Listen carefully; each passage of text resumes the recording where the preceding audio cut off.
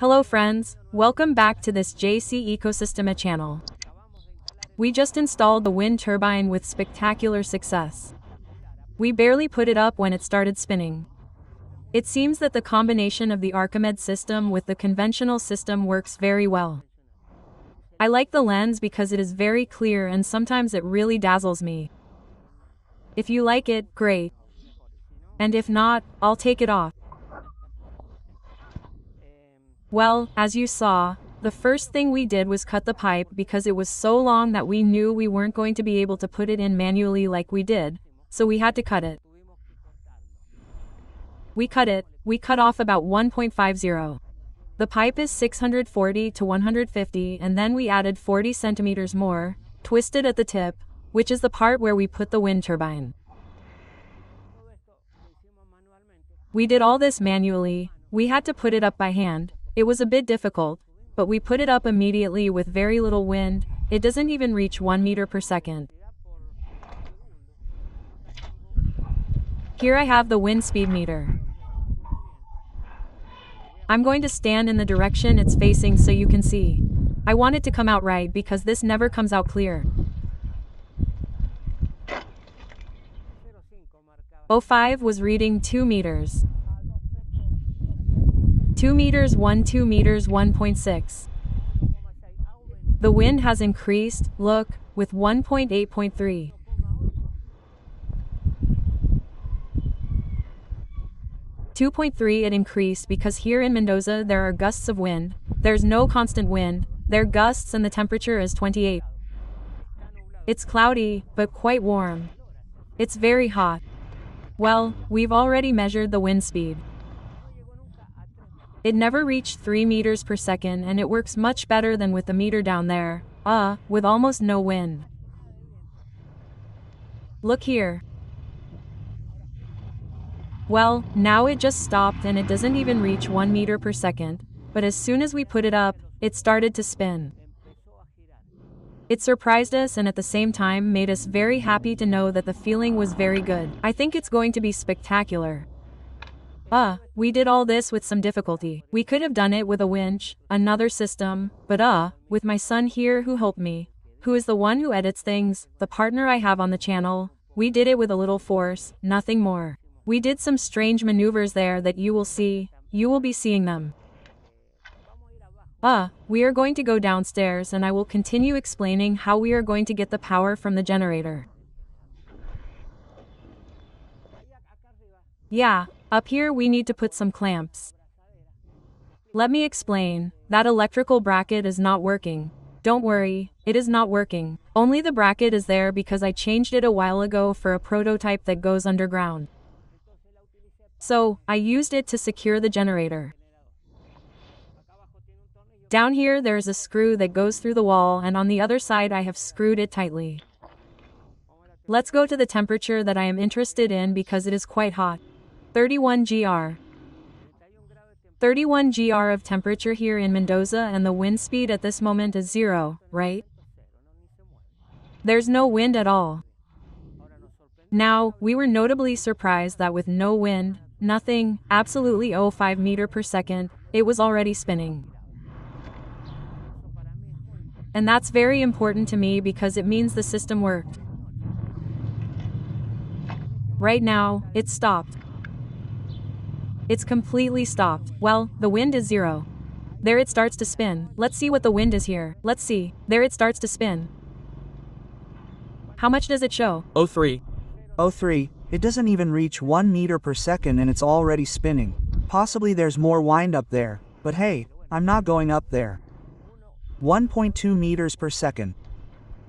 How easily it spins. It's impressive. That's what I've noticed. And the air is at 29 grams. You can see that the trees don't move much, and yet. Well, let's show you the trees. That's also a good sign. Look here, it doesn't even move. That's a banana tree that we have here at the house. The trees up there are dead and the generator spins. It's spectacular. I'm very happy because the performance is very good. Okay, we've already seen this, it stopped. Before going down, I'm going to tell you that I installed a system in the wind turbine system so that the cable doesn't get tangled, which is where I put the positive to the stainless steel plate and the negative to the pipe, which is the same conductor. And it's left with the carbons so that it can circulate in the direction we want and there won't be any problem with tangling the cable. Now I'm going to go down and explain to you how the generator is really used. I'm going to ask you to subscribe because there are many people who haven't subscribed, and as I told you, it benefits us a lot. Do it, please, subscribe and give it a like and ring the bell to receive the different videos that we're going to continue uploading. In the previous video, we had made a plan like this and we removed it because there was a huge mistake, which was that the diodes were upside down. I don't know how I missed it, something that for me is quite basic, but I did. Okay, we took it out and the video was a little mutilated, but now I'll explain again how the diodes are connected. Here it is. Okay, how does this one work? The 3 phases of the generator go in the middle, and when the signal from one phase is positive, it goes to the positive. When the signal from the same phase is negative, since the diode is inverted, it goes to the negative. In a word, depending on the polarity of each phase, they will be added together and the result will always be negative and positive, putting 6 diodes because it is 3-phase. In this way, all the phases will be added together and they will have more amps. 3-phase rectifier. Rectifier because it transforms the alternating current from the 3 phases into direct current.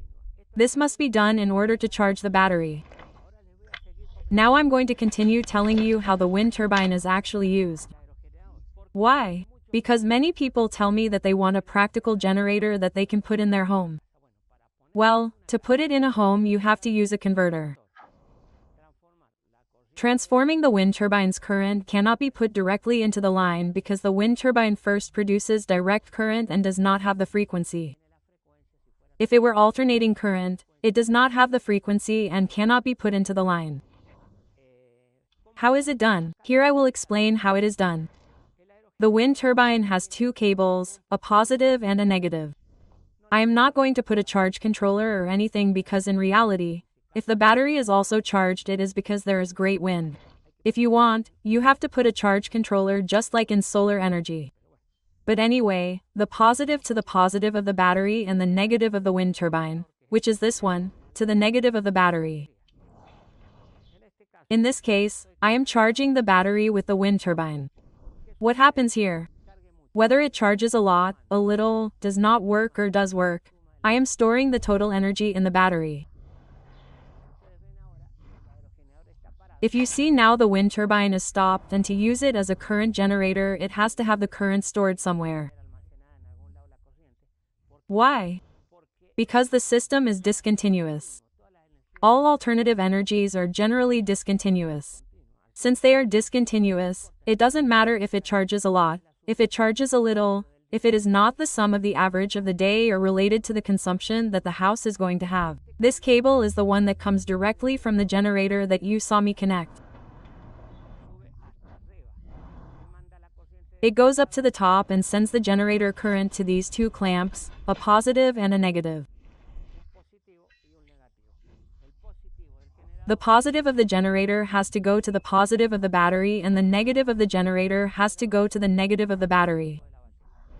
What happens here? As I said, the current is going to be stored, whether it is a lot or a little, whether it is stopped or working. In this case, it is stopped, it is not generating anything, but the one I generated a while ago and the one I am going to generate now, because it has already started to turn, is being stored here.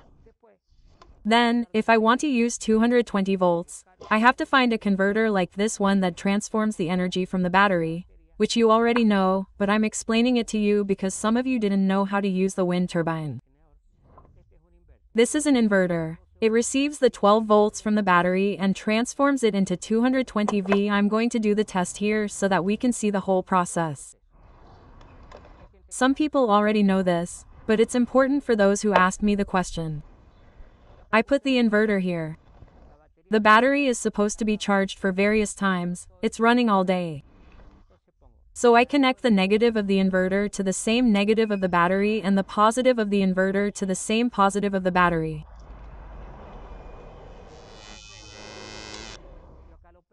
If you see, I turn it on here and a little green light appears, telling me that the converter is working. And here I can put any 220 volts device, and that is to say we transform the energy of the wind turbine, which can be 10 volts, 12 volts, to charge the battery, and then the battery transforms it to 220 volts. Here I have a 220 volts element, which is a blender or mixer. I don't know what you call it in your country. I'm going to plug it in here. Well, if I turn it on it should work because this is generating. There it is working, we could say with the generator, because the generator has charged my battery and now I use the 220 volts.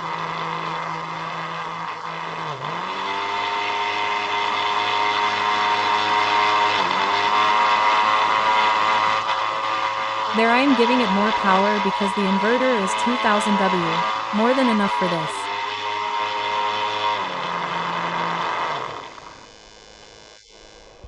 Well, we have already seen how the wind turbine is used.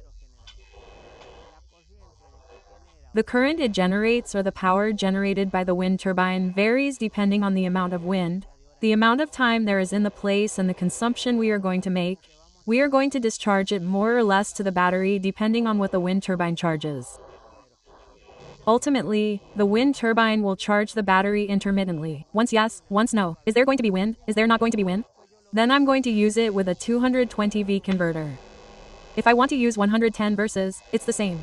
And the amount of energy depends on the amount of wind that I'm going to have stored in the batteries. Just like the solar system, except that instead of putting screens to charge the battery, it's a wind generator. I already told you, the Archimedean screw system mixed with the hybrid system that we've made here worked very well. Why? Because it starts with very little wind. It has good starting torque, which is usually difficult in generators with permanent magnets, which is brake before starting and only takes a certain amount of inertial energy. In this case, the length of the lever overcomes it, but the center of the generator has a larger blade, and they also corrected something for me, which is the tangential velocity. It's true, the angular velocity is one and the tangential velocity is the other. The tangent at the end of the blade. Now I'm going to show you directly what it generates with this light that we have here, which is the test that we have always done. I connect it and it turns on. There you have it. There you have it turned on directly with the generator. Of course, it varies depending on the amount of wind. They're barely giving off, almost no speed, and it works. That's why I tell you it's almost spectacular. I remind you, friends, that anyone who wants to become a member of the channel will have benefits to interact directly with our team and with me to answer different questions absolutely free. Until next time. And if I leave you here the benefits that being registered as a member will generate for you. Until next time, yeah.